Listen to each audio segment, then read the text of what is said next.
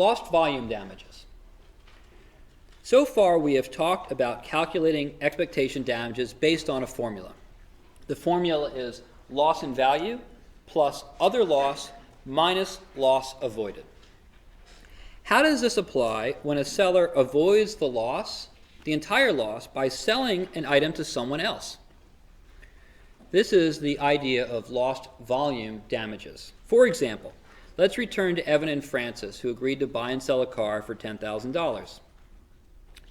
If Francis refuses to buy the car and Evan sells it to someone else the next day, hasn't he avoided all of the loss? He sold his car for $10,000 the next day. Can Francis argue her damages are zero because Evan avoided all of the loss?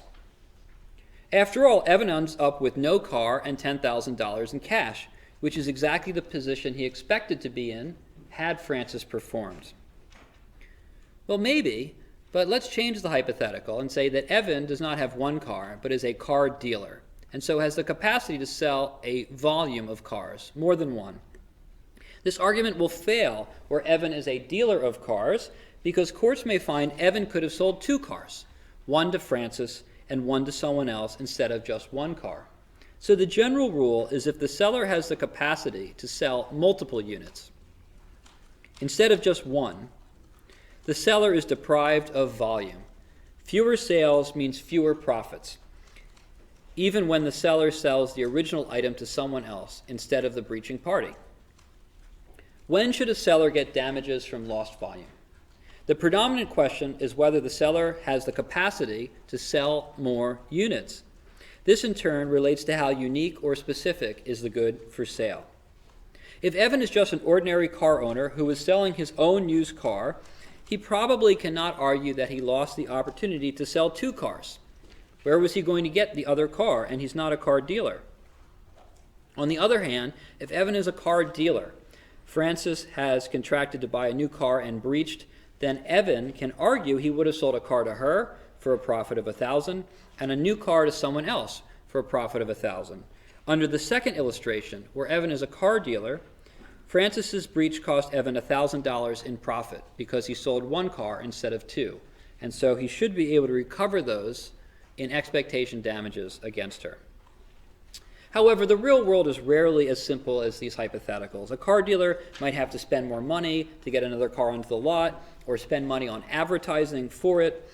The car sold might have been the last one available in this model year, so even if a party is a dealer, there are wrinkles. If Francis is not yet breached but has anticipatorily repudiated, maybe Evan has turned down another buyer because he thought there were no cars in stock. The point of this discussion is really that award of lost volume profits is complex and fact-specific. The general rule that lost volume profits are only available to someone who has multiple units makes general sense. But take a look at the facts. It can be difficult to determine what damages would put a seller in a position he would be in had the contract not been breached. Remember that the goal of contract law is to compensate the injured party for the diminution in value from the breach, the cost of curing the breach, to put the party in the position they would have been in had the contract been performed. We want to avoid overcompensating as well as undercompensating an injured party.